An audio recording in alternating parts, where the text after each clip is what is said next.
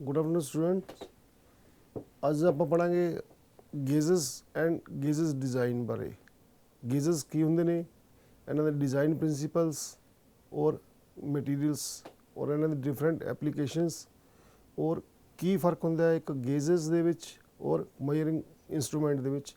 ਇਹ ਸਾਰਾ ਕੁਝ ਅੱਜ ਦੇ ਚੈਪਟਰ ਦੇ ਵਿੱਚ ਸਟੱਡੀ ਕਰਾਂਗੇ ਆਪਾਂ।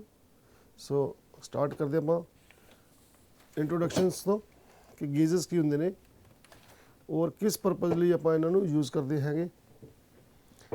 सो there are several methods available for the control of dimensions of component in a system of limits and fits.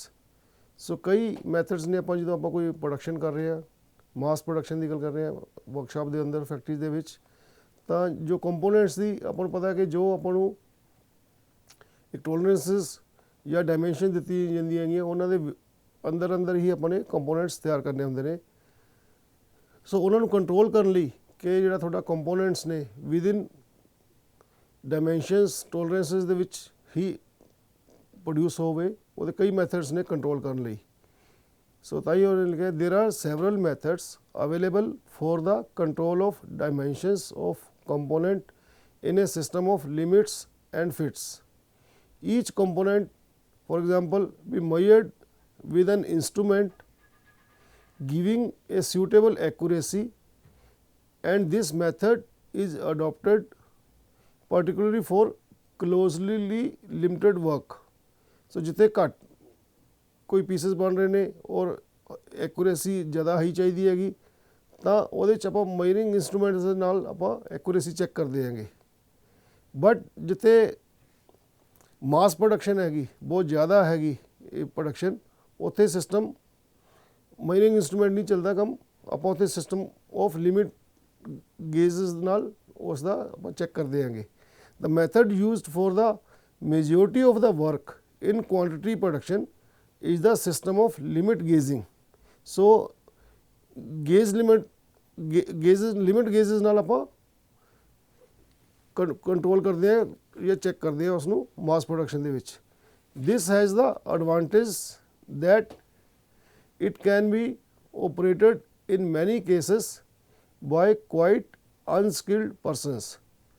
सो जो जिहड़े गेजेस ने उस यूज़ करते हैं जो आप एक्यूरेसी लई या इंस्पैक्शन लई, तो उत्थे आप अनस्किल्ड लेबर आप यूज़ कर सकते हैं। और जिते आप मेजरिंग इंस्ट्रूमेंट है, क्योंकि गेजेस दे विच आपां नूं कोई मेजरमेंट नहीं लैनी पैंदी, कोई रीडिंग नहीं लैनी पैंदी, इस करके जिहड़े अनस्किल्ड लेबर ने अनस्किल्ड परसनस ने वो भी यूज़ कर सकते हैं गेजेस नूं। सो गेजेस की ने, gauges are inspection tools of rigid design without a scale.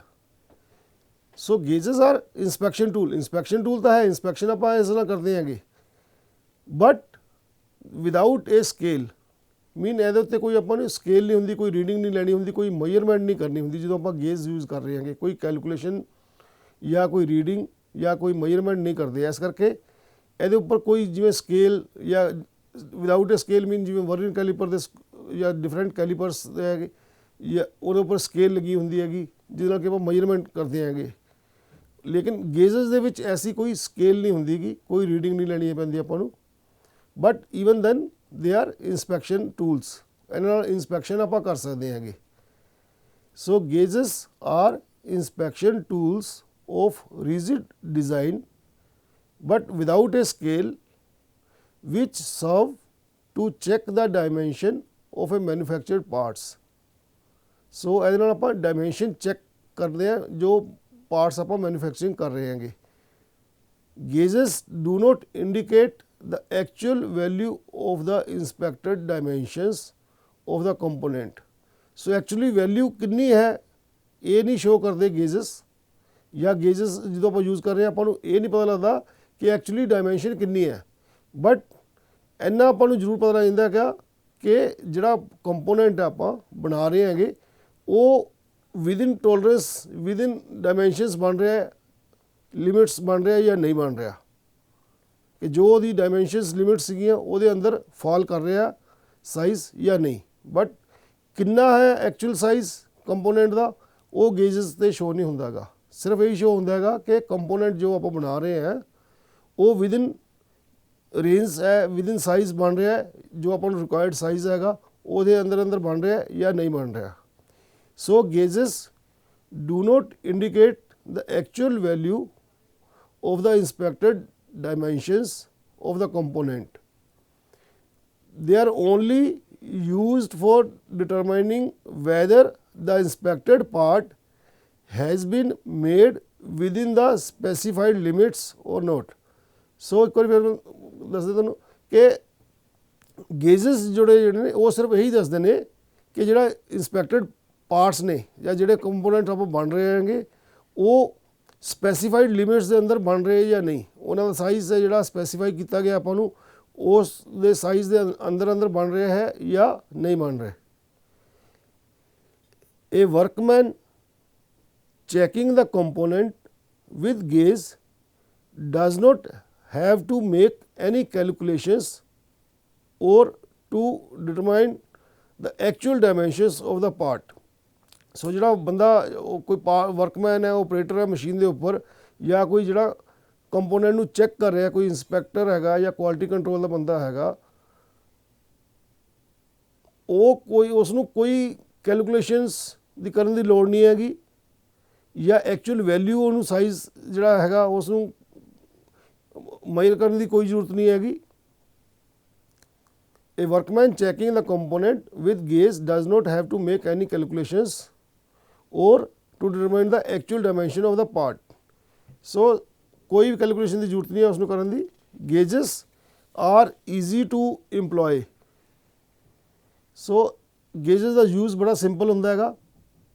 ਤੁਸੀਂ ਕਈ ਵਾਰੀ ਵਰਕਸ਼ਾਪ ਦੇ ਵਿੱਚ ਦੇਖਿਆ ਹੋਵੇਗਾ ਜਦੋਂ ਕੋਈ ਆਪਰੇਟਰ ਕੋਈ ਕੰਪੋਨੈਂਟ ਬਣਾ ਰਿਹਾ ਤਾਂ ਉਹ ਗੇਜ ਨਾਲ ਜਿਵੇਂ ਕੰਪੋਨੈਂਟ ਬਣਦਾ ਜਾਂਦਾ ਉਹ ਵਾਰੀ ਉਹ ਗੇਜ ਨਾਲ ਚੈੱਕ ਕਰ ਰਿਹਾ ਹੈਗਾ ਕਿ ਸਾਈਜ਼ ਉਸਦਾ ਠੀਕ ਹੋ ਗਿਆ, ਠੀਕ ਬਣ ਰਿਹਾ ਜਾਂ ਨਹੀਂ। This is one reason for their wide applications in engineering. So क्योंकि बहुत ही easy है इसनू यूज़ करना ਗੇਜਸ ਨੂੰ, ਇਸ ਕਰਕੇ ਇਹਨਾਂ ਦਾ ਕਾफ़ੀ ਜ਼ਿਆਦਾ यूज़ ਹੁੰਦਾ ਹੈਗਾ ਇੰਜੀਨੀਅਰਿੰਗ ਦੇ ਵਿੱਚ ਗੇਜਸ ਦਾ। ਗੇਜਸ differ from measuring instrument in the following respect. ਸੋ ਗੇਜਸ ਔਰ measuring instrument ਦੇ ਵਿੱਚ ਮੇਨ ਡਿਫਰੈਂਸਿਸ ਕੀ ਨੇ, ਕਿਵੇਂ ਇੱਕ ਦੂਜੇ ਤੋਂ ਇਹ ਆਪਾਂ ਕਹਿੰਦੇ ਕਿ ਅਲੱਗ-ਅਲੱਗ ਚੀਜ਼ਾਂ ਨੇ। Number 1, no adjustment is necessary in their use. ਸੋ ਜਦੋਂ ਆਪਾਂ ਗੇਜਸ ਯੂਜ਼ ਕਰ ਰਹੇ ਹਾਂਗੇ ਸੋ ਕਿਸੇ ਤਰ੍ਹਾਂ ਦੀ ਆਪਾਂ ਨੂੰ ਕੋਈ ਐਡਜਸਟਮੈਂਟ, ਜ਼ੀਰੋ ਐਰਰ ਵਗੈਰਾ ਇਸ ਤਰੀਕੇ ਦੀ ਜਾਂ ਪੈਰਾਲੈਕਸ ਦੀ ਜਾਂ ਕਿਸੇ ਵੀ ਚੀਜ਼ ਦੀ ਕਿਸੇ ਨੂੰ ਐਡਜਸਟਮੈਂਟ ਕਰਨ ਦੀ ਕੋਈ ਜ਼ਰੂਰਤ ਨਹੀਂ ਹੈਗੀ ਆਪਾਂ ਨੂੰ।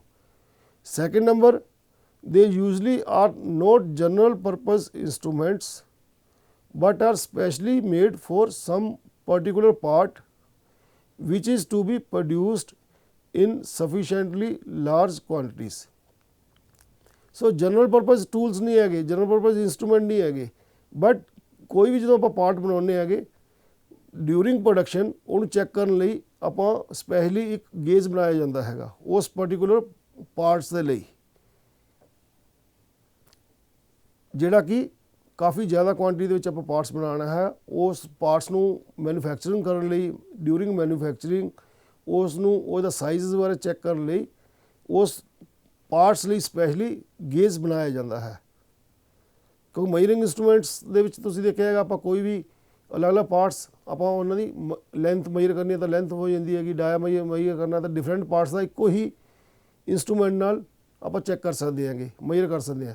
बट गेजेस स्पैशली बनाया जाता है एक पर्टिकुलर पार्ट के लिए जोड़ा कि पार्ट आप सफिशेंट क्वांटिटी के विच प्रोड्यूस कर रहे हैं फैक्ट्री के अंदर, उसनू चैक करने लिए इंस्पैक्ट करने लिए एक अलग किस्म का गेज बनाया जाता है और अलग अलग पार्ट्स के लिए अलग अलग गेज बनाए जाते हैं चैक करने लिए।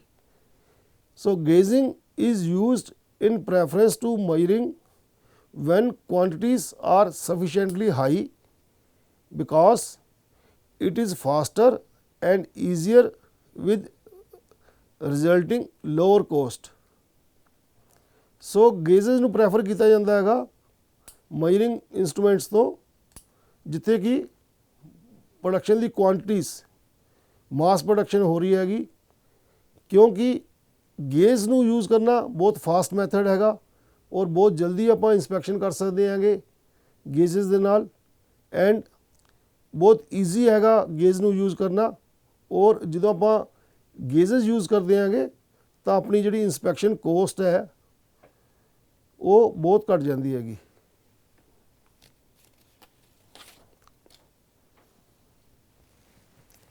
नेक्स्ट है कि design of limit gauges, components that are to be assembled to make a product have their mating dimensions manufactured to a determined accuracy. This accuracy greatly reflects itself in the cost of the product। So जिन्नी ज़्यादा accuracy होएगी उन्नी ज़्यादा cost दी product बढ़ेगी। To stress on greater accuracy than necessary for the product makes the project uneconomical. So जिन्नी आपां नूं एक्यूरेसी चाहिए हैगी, अगर आपां डिमांड करिए कि उस जिन्नी जरूरी हैगी उस तो आपां नूं आपां ज़्यादा डिमांड करिए ਤਾਂ ਇਹਦਾ ਮਤਲਬ ਕੀ ਹੈਗਾ, ਆਪਣੀ ਪ੍ਰੋਡਕਟ ਕੋਸਟ ਵੱਧ ਜਾਏਗੀ ਔਰ ਜਿਹੜਾ ਪ੍ਰੋਜੈਕਟ ਹੈਗਾ ਉਹ ਅਨਇਕਨੋਮਿਕਲ ਹੋ ਜਾਂਦਾ ਹੈਗਾ। ਸੋ ਆਪਾਂ ਨੂੰ ਸਟ੍ਰੈਸ ਉਨੀ ਕੀ ਕਰਨੀ ਚਾਹੀਦੀ ਹੈ ਕਿ ਐਕੂਰੇਸੀ ਦੇ ਉੱਪਰ ਇੰਨਾ ਕੁ ਸਟ੍ਰੈਸ ਦੇਣਾ ਚਾਹੀਦਾ ਕਿ ਜਿੰਨੀ ਕੁ ਆਪਾਂ ਨੂੰ ਨੈਸੈਸਿਟੀ ਹੋਵੇ। Therefore all mating dimensions are provided with limits. ਇਸ ਕਰਕੇ ਕੋਈ ਵੀ ਪਾਰਟਸ ਨੇ, ਮੇਟਿੰਗ ਪਾਰਟਸ ਨੇ ਜਿਨ੍ਹਾਂ ਦੀ ਅਸੈਂਬਲੀ ਹੋਣੀ ਹੈਗੀ, ਉਹਨਾਂ ਨੂੰ ਆਪਾਂ ਇੱਕ ਲਿਮਿਟ ਸਾਈਜ਼ ਤੋਂ ਇਲਾਵਾ ਪਲੱਸ ਮਾਈਨਸ ਹਾਈ ਲਿਮਿਟ ਜਾਂ ਲੋ ਲਿਮਿਟ ਪ੍ਰੋਵਾਈਡ ਕੀਤੀ ਜਾਂਦੀ ਹੈਗੀ ਕਿ ਮੈਕਸਿਮਮ ਅਪਰ ਲਿਮਿਟ ਔਰ ਲੋ ਲਿਮਿਟ ਆਫ ਡਾਇਮੈਂਸ਼ਨਸ। ਹਾਈ ਲਿਮਿਟ ਦਾ ਮਤਲਬ ਕੀ ਹੈਗਾ ਕਿ ਸਪੋਜ਼ 50 mm ਦਾ ਆਪਾਂ ਨੂੰ ਸਾਈਜ਼ ਦਿੱਤਾ ਗਿਆ ਹੈਗਾ, 50 ਆਪਾਂ ਕਈ ਵਾਰ ਦੇਖਿਆ ਹੋਊਗਾ ਸਾਈਜ਼ ਦੇ ਨਾਲ ਲਿਖਿਆ ਹੁੰਦਾ 50 plus minus 0.5। So high limit ਹੋ ਜਾਏਗੀ 50.5 mm ਐਂਡ ਲੋ ਲਿਮਿਟ ਹੋ ਜਾਏਗੀ 49.5 mm।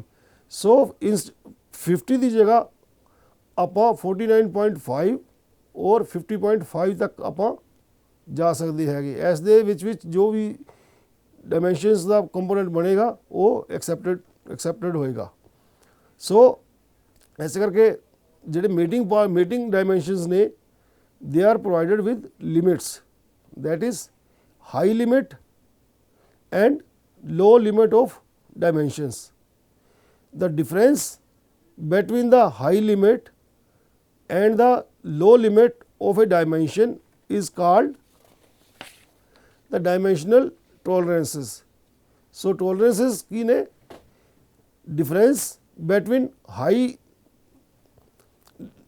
limit and low limit, ਇਹਨਾਂ ਦੋਨਾਂ ਦਾ ਜੋ डिफरेंस है उसनों आप कहने टोलरेंसेस या dimensional tolerance.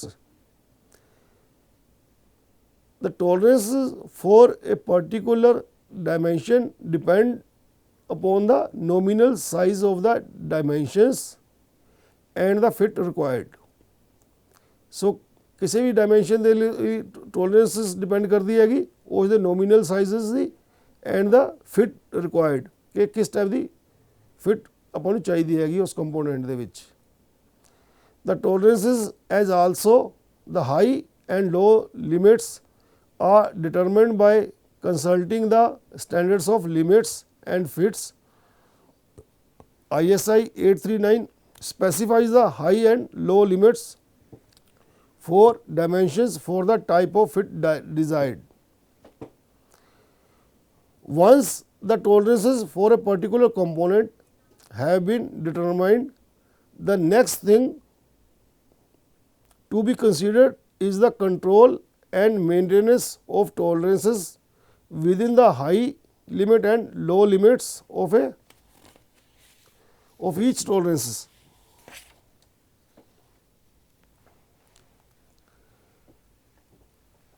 The operator on the machine constantly tries to manufacture components within the tolerance with the help of gauges and measuring instruments.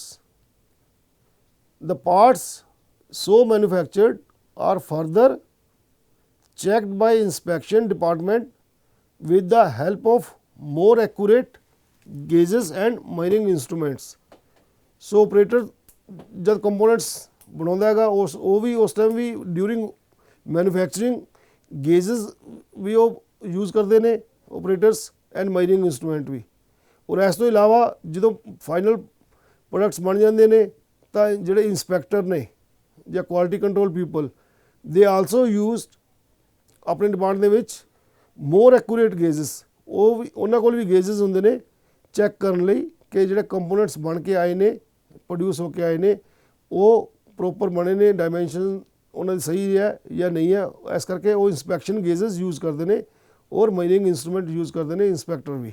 ਅੱਗੇ ਆਪਾਂ ਜਦੋਂ ਪੜ੍ਹਾਂਗੇ ਕਿ ਆਏਗਾ ਕਿ ਡਿਫਰੈਂਟ ਟਾਈਪਸ ਆਫ ਗੇਜਸ ਪੜ੍ਹਾਂਗੇ ਤਾਂ ਉਹਦੇ ਵਿੱਚ ਇੰਸਪੈਕਸ਼ਨ ਗੇਜਸ ਵੀ ਆਉਣਗੇ। ਸੋ ਇੰਸਪੈਕਸ਼ਨ ਗੇਜਸ ਕੀ ਨੇ ਜਿਹੜੇ ਕਿ ਯੂਜ਼ ਕੀਤੇ ਜਾਂਦੇ ਕੁਆਲਿਟੀ ਕੰਟਰੋਲ ਬੰਦਿਆਂ ਨਾਲ, ਜਿਹੜੇ ਕਿ ਕੁਆਲਿਟੀ ਕੰਟਰੋਲ ਪੀਪਲ ਯੂਜ਼ ਕਰਦੇ ਨੇ ਜਾਂ ਪਰਚੇਜ਼ਰ ਜਾਂ ਕੋਈ ਜਿਹੜਾ ਪਰਚੇਜ਼ ਕਰਦਾ ਉਹ ਕੰਪੋਨੈਂਟ ਉਹਨਾਂ ਕੋਲ ਗੇਜਸ ਹੁੰਦੇ ਨੇ ਚੈੱਕ ਕਰਨ ਲਈ ਕਿ ਜਿਹੜੇ ਕੰਪੋਨੈਂਟ ਉਹਨਾਂ ਨੇ ਪਰਚੇਜ਼ ਕੀਤੇ ਨੇ ਉਹਨਾਂ ਦੀ ਡਾਇਮੈਂਸ਼ਨ ਸਹੀ ਹੈ ਜਾਂ ਨਹੀਂ। ਸੋ the parts so manufactured are further checked by inspection department with the help of more accurate gauges and measuring instruments. However, in a repetition work, it is not possible to check dimensions with the usual precision instruments like micrometers, verniers, etc., especially where unskilled and semi-skilled labour is employed.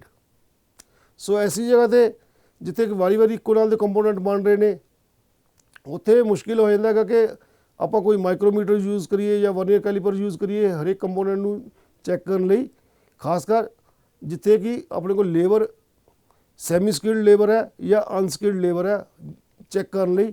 ਉਹ ਕਿਉਂਕਿ ਜਿਹੜੇ semi skilled ਜਾਂ unskilled labour ਹੈ ਉਹ vernier calliper ਜਾਂ ਮਾਈਕਰੋਮੀਟਰ ਜੈਸੇ instrument ਨਹੀਂ ਪੜ੍ਹ ਸਕਦੇ ਹੈਗੇ, ਉਹਨਾਂ ਨਾਲ ਰੀਡਿੰਗ ਨਹੀਂ ਲੈ ਸਕਦੇ ਹੈਗੇ। ਸੋ ਇਸ ਜਗ੍ਹਾ 'ਤੇ ਆਪਾਂ ਕੀ ਯੂਜ਼ ਕਰਦੇ ਹਾਂ ਇੰਸਪੈਕਸ਼ਨ ਗੇਜਸ। ਸੋ ਗੇਜਸ ਜਿਵੇਂ ਕਿ ਪਹਿਲਾਂ ਦੱਸਿਆ ਗਿਆ ਹੈਗਾ they are the tools which can be used by unskilled or semi skilled labour.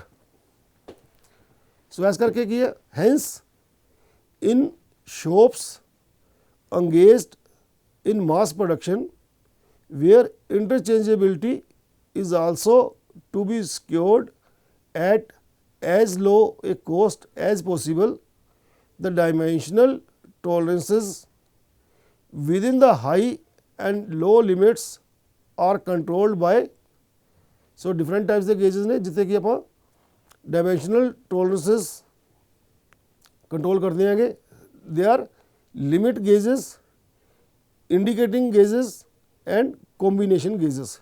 So different types ਦੇ ਗੇਜਸ ਨੇ ਜਿਹੜੇ ਕਿ ਆਪਾਂ ਯੂਜ਼ ਕਰਦੇ ਹੈਗੇ। ਕਿਹੜੇ ਨੇ limit gauge, indicating gauges and combination ਗੇਜਸ।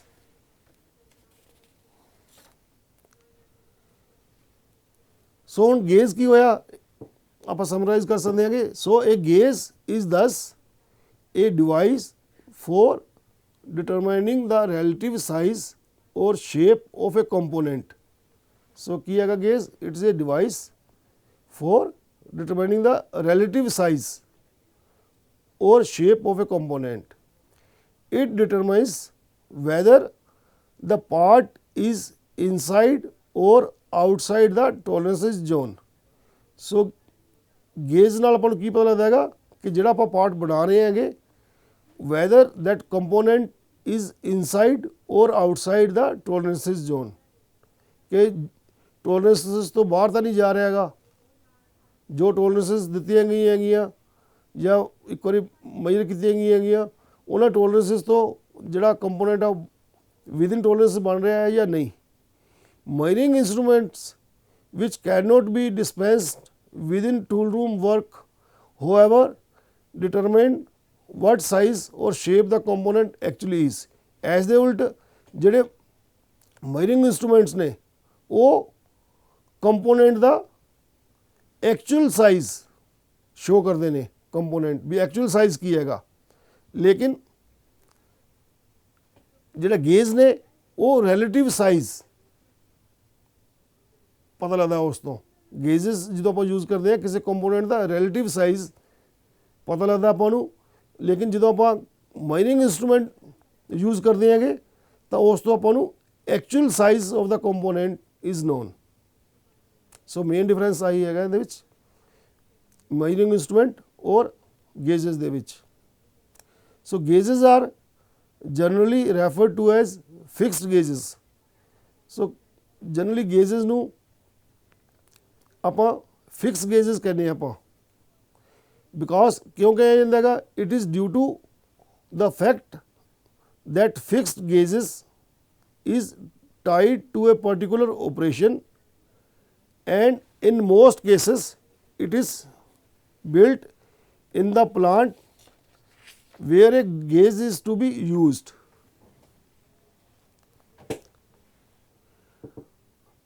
ਹੁਣ ਕੁਛ ਐਡਵਾਂਟੇजेस ਹੈਗੀਆਂ ਕਿ ਗੇਜਿੰਗ ਸਿਸਟਮ ਦੀਆਂ ਐਡਵਾਂਟੇजेस ਜਾਂ ਗੇਜਸ ਦੀਆਂ ਕੁਛ ਐਡਵਾਂਟੇजेस ਕਿਹੜੀਆਂ ਨੇ। Advantages of suitable gauging system can be listed as number 1, ਜਿਵੇਂ ਆਪਾਂ ਪਹਿਲਾਂ ਹੀ ਪੜ੍ਹ ਚੁੱਕੇ ਹਾਂਗੇ ਕਿ ਗੇਜਸ ਜਦੋਂ ਆਪਾਂ ਯੂਜ਼ ਕਰਦੇ ਹਾਂਗੇ ਆਪਾਂ ਸੈਮੀ ਸਕਿਲਡ ਓਪਰੇਟਰਸ ਜਾਂ ਲੇਬਰ ਆਪਾਂ ਯੂਜ਼ ਕਰ ਸਕਦੇ ਹਾਂਗੇ। ਸੈਮੀ ਸਕਿਲਡ ਲੇਬਰ ਔਰ operators can control the dimensions within limits with the help of limit gauges। So limit gauges ਅਗਰ ਜਦੋਂ ਆਪਾਂ ਇੰਪਲੋਈ ਕਰ ਰਹੇ ਹੈਗੇ ਤਾਂ ਆਪਾਂ ਸੈਮੀ ਸਕਿਲਡ ਜਾਂ ਅਨਸਕਿਲਡ ਲੇਬਰ ਵੀ ਕਈ ਜਗ੍ਹਾ ਆਪਾਂ ਯੂਜ਼ ਕਰ ਸਕਦੇ ਹੈਗੇ, ਕਿਉਂਕਿ ਜਦੋਂ ਆਪਾਂ ਗੇਜਸ ਯੂਜ਼ ਕਰਦੇ ਹੈਗੇ ਆਪਾਂ ਨੇ ਕੋਈ ਕੈਲਕੂਲੇਸ਼ਨਸ ਵਗੈਰਾ ਨਹੀਂ ਕਰਨੀ ਹੁੰਦੀ ਗੀ, ਇਸ ਕਰਕੇ ਸੈਮੀ ਸਕਿਲਡ ਜਾਂ ਅਨਸਕਿਲਡ ਓਪਰੇਟਰਸ ਮਸ਼ੀਨ 'ਤੇ ਆਪਾਂ ਲਗਾ ਸਕਦੇ ਹੈਗੇ। ਸੈਕਿੰਡ ਹੈਗਾ time to inspect at shop floor is largely minimized। ਕਿਉਂਕਿ ਜਿਵੇਂ ਪਹਿਲਾਂ ਦੱਸਿਆ ਗਿਆ ਹੈਗਾ ਕਿ ਗੇਜ ਨੂੰ ਯੂਜ਼ ਕਰਨਾ ਬੜਾ ਈਜ਼ੀ ਹੈਗਾ ਮੈਥਡ, ਇਸ ਕਰਕੇ ਜਿਹੜਾ ਟਾਈਮ ਹੈਗਾ ਉਹ ਇੰਸਪੈਕਸ਼ਨ ਦਾ ਸ਼ੋਪ ਦੇ ਉੱਪਰ ਉਹ ਬਹੁਤ ਘੱਟ ਜਾਂਦਾ ਹੈਗਾ ਚੈੱਕ ਕਰਨ ਲਈ। Third, interchangeability is secured at a very low cost and components can be assembled without difficulty।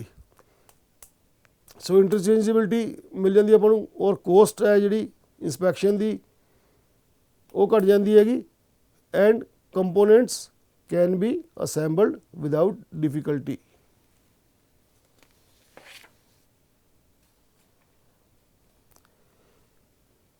ਇਹ ਦੋ ਤਿੰਨ ਆਪਣੇ ਐਡਵਾਂਟੇਜਸ ਤਾਂ ਪੜ੍ਹ ਲਿਆ, ਹੁਣ ਇੱਕ ਐਡਵਾਂਟੇਜ ਵੀ ਗੇਜਸ ਦੀ ਕੀ ਹੈਗੀ, only disadvantage that can be connected with the gauging system is that apart from giving up idea about the exact size, the gauges indicate nothing about the trend of the size when the size is increasing or decreasing till the gauges start rejecting। ਸੋ ਇੱਕ main ਜੋ ਇੱਕੋ ਹੀ disadvantage ਹੈਗੀ ਕਿ ਜਦੋਂ ਆਪਾਂ gauge use ਕਰਦੇ ਹੈਗੇ ਔਰ ਗੇਜਸ ਨਾਲ ਆਪਾਂ ਕੰਪੋਨੈਂਟ ਚੈੱਕ ਕਰ ਰਹੇ ਹੈਗੇ ਤਾਂ ਆਪਾਂ ਨੂੰ ਇਹ ਨਹੀਂ ਪਤਾ ਲੱਗਦਾ ਕਿ ਜਿਹੜੇ ਮੋਸਟ ਆਫ ਦਾ ਕੰਪੋਨੈਂਟਸ ਨੇ ਜਿਹੜੇ ਆਪਾਂ ਇੰਸਪੈਕਟ ਕਰ ਰਹੇ ਹੈਗੇ ਉਹਨਾਂ ਦਾ ਟ੍ਰੈਂਡ ਕੀ ਹੈਗਾ ਕਿ ਡਾਊਨ ਜਾ ਰਿਹਾ ਸਾਈਜ਼ ਜਾਂ ਅੰਡਰ ਸਾਈਜ਼ ਜਾ ਰਿਹਾ ਹੈਗਾ, ਜਦੋਂ ਤੱਕ ਕਿ ਪੀਸਿਸ ਰਿਜੈਕਟ ਨਹੀਂ ਹੋਣ ਲੱਗ ਜਾਂਦੇ ਉਦੋਂ ਤੱਕ ਆਪਾਂ ਨੂੰ ਉਹਦਾ ਟ੍ਰੈਂਡ ਆਫ ਦਾ ਪ੍ਰੋਡਕਸ਼ਨ ਆਪਾਂ ਨੂੰ ਨਹੀਂ ਪਤਾ ਲੱਗਦਾ ਗਾ ਕਿ ਪ੍ਰੋਡਕਸ਼ਨ ਹੈ ਜਿਹੜੀ ਆਪਾਂ ਕਿਸ ਤਰਫ ਜਾ ਰਹੀ ਹੈਗੀ, ਅਨਲੈਸ ਦ ਗੇਜਸ ਸਟਾਰਟ ਰਿਜੈਕਟਿੰਗ। ਉਸ ਟਾਈਮ ਆਪਾਂ ਫਿਰ ਕੀ ਕਰਦੇ ਹੈਗੇ, then only the corrective measure such as resetting are resorted. So resetting ਕੀਤੀ ਜਾਂਦੀ ਹੈਗੀ ਉਹਦੀ ਗੇਜਸ ਦੀ ਔਰ component the.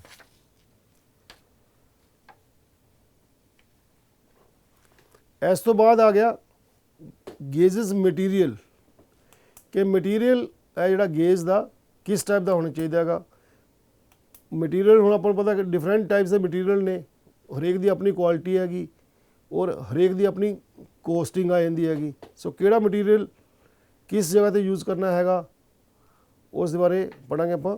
ਹਾਰਡਨ alloy steel may be commonly used as gauge material for gauging members।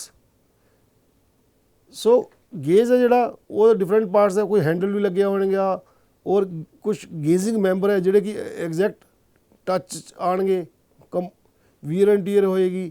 ਸੋ ਉਹਨੇ ਕਿਹਾ ਕਿ ਹਾਰਡਨ ਅਲੋਏ ਸਟੀਲ ਜਿਹੜਾ ਹੈਗਾ ਉਹਨੂੰ ਆਪਾਂ ਕੋਮਨਲੀ ਯੂਜ਼ ਕਰਦੇ ਹੈਗੇ as gauge material for gauging member.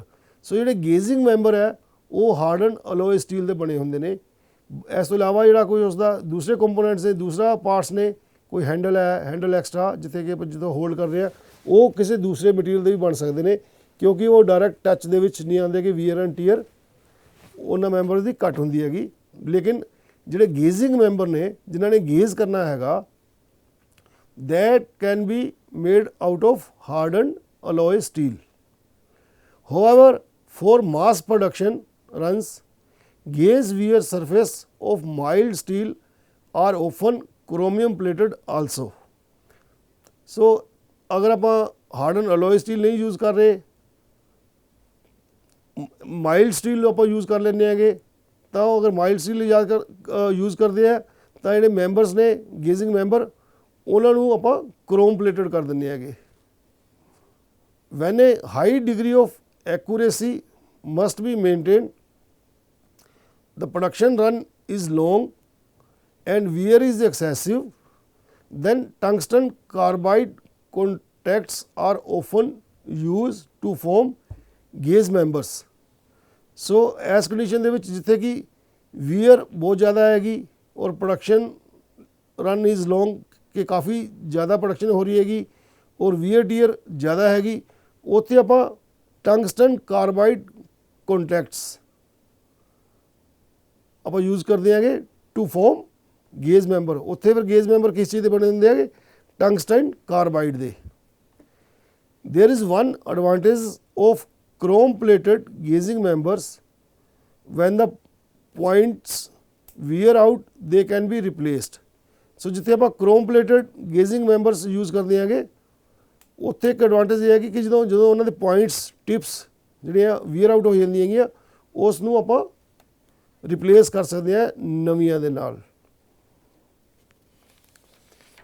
Cheap gauges can be made of mild steel and case hardened at the place which wear out. So ਅਗਰ ਆਪਾਂ ਸਸਤੇ ਗੇਜਸ ਬਣਾਉਣੇ ਨੇ ਉਹ ਮਾਈਲਡ ਸਟੀਲ ਤੋਂ ਬਣਾ ਸਕਦੇ ਹੈਗੇ ਔਰ ਮਾਈਲਡ ਸਟੀਲ ਦੇ ਬਣ ਜਾਂਦੇ ਨੇ ਔਰ ਜਿੱਥੇ ਵੀਅਰ ਆਊਟ ਜਿੱਥੇ ਜ਼ਿਆਦਾ ਹੁੰਦੀ ਹੈਗੀ ਉਸ ਜਗ੍ਹਾ 'ਤੇ ਆਪਾਂ ਉਸ ਨੂੰ ਕੇਸ ਹਾਰਡਨਿੰਗ ਕਰ ਦਿੰਦੇ ਹੈਗੇ ਉਸ ਪਲੇਸਿਸ 'ਤੇ ਜਿੱਥੇ ਕਿ ਵੀਅਰਿੰਗ ਜਿਹੜੇ ਵੀਅਰਿੰਗ ਮੈਂਬਰਸ ਨੇ ਕੰਟੈਕਟਸ ਦੇ ਵਿੱਚ ਆਉਂਦੇ ਨੇ ਮੈਂਬਰ, ਉੱਥੇ ਉਹਨਾਂ ਦੀ ਮਾਈਲਡ ਸਟੀਲ ਦੇ ਤਾਂ ਬਣੇ ਹੁੰਦੇ ਨੇ ਲੇਕਿਨ ਖਾਸ ਕਰ ਉਹਨਾਂ ਪੁਆਇੰਟਸ ਦੇ ਉੱਪਰ ਜਿਹੜੇ ਤੇ ਵੀਅਰ ਜ਼ਿਆਦਾ ਹੈਗੀ ਉਹਨਾਂ ਪੁਆਇੰਟਸ 'ਤੇ ਆਪਾਂ ਕੇਸ ਹਾਰਡਨਿੰਗ ਕਰ ਦਿੰਦੇ ਹੈਗੇ ਮਾਈਲਡ ਸਟੀਲ ਦੀ। ਨੈਕਸਟ ਹੈਗਾ general design consideration of limit gauges. So design consideration कैसी होनी चाहिए कि जो आप लिमिट गेजेस डिज़ाइन कर रहे हैं की पॉइंट्स आपको दिमाग के रखने पैणगे। Number 1, gauges should be designed as light as possible without impairing the rigidity. So जो गेजेस बनाने ने कोशिश करिए कि उन्होंने वजन घट तो घट हो, they should be light as possible, ਲੇਕਿਨ ਉਹਨਾਂ ਦੀ ਵੇਟ ਘੱਟ ਕਰਨ ਦੇ ਵਿੱਚ ਆਪਾਂ ਨੂੰ ਇਹ ਖਿਆਲ ਰੱਖਣਾ ਪਏਗਾ ਕਿ ਉਹਨਾਂ ਦੀ ਰਿਜਿਡਿਟੀ ਨਾ ਘੱਟ ਜੇ। ਦੇ should be rigid but light weight. ਇਹਨਾਂ ਦੋਵੇਂ ਰਿਜਿਡਿਟੀ ਔਰ ਵੇਟ ਦੇ ਵਿੱਚ ਆਪਾਂ ਨੂੰ ਬੈਲੈਂਸ ਬਣਾ ਕੇ ਰੱਖਣਾ ਪਏਗਾ। As the gauges are to be used very frequently, they should not be the source of fatigue to the worker. So ਜਦੋਂ ਵੀ ਆਪਾਂ ਕੋਈ ਕੰਪੋਨੈਂਟ ਬਣਾ ਰਹੇ ਹੈਗੇ ਤੁਸੀਂ ਦੇਖਿਆ ਹੋਏਗਾ ਵਰਕਰ ਹੈ ਜਿਹੜਾ ਓਪਰੇਟਰ ਹੈ ਮਸ਼ੀਨ 'ਤੇ ਕੋਈ ਕੰਪੋਨੈਂਟ ਬਣਾ ਰਿਹਾ ਹੈਗਾ ਉਸ ਨੂੰ ਵਾਰੀ-ਵਾਰੀ ਗੇਜਸ ਯੂਜ਼ ਕਰਨੇ ਪੈਂਦਾ ਹੈਗਾ, ਹਰੇਕ 1-2 ਮਿੰਟ ਬਾਅਦ ਜਾਂ 30 ਸੈਕਿੰਡ ਦੇ ਬਾਅਦ ਉਹ ਗੇਜ ਯੂਜ਼ ਕਰਦਾ ਹੈਗਾ, ਕੰਪੋਨੈਂਟ ਚੈੱਕ ਕਰਦਾ ਹੈਗਾ ਕਿ ਜਿਹੜਾ ਕੰਪੋਨੈਂਟ ਹੈ ਉਹ ਠੀਕ ਬਣ ਰਿਹਾ ਜਾਂ ਨਹੀਂ, ਉਹਦੀ ਸਾਈਜ਼ਸ ਵਗੈਰਾ ਪ੍ਰੋਪਰ ਹੋ ਰਹੇ ਜਾਂ ਨਹੀਂ,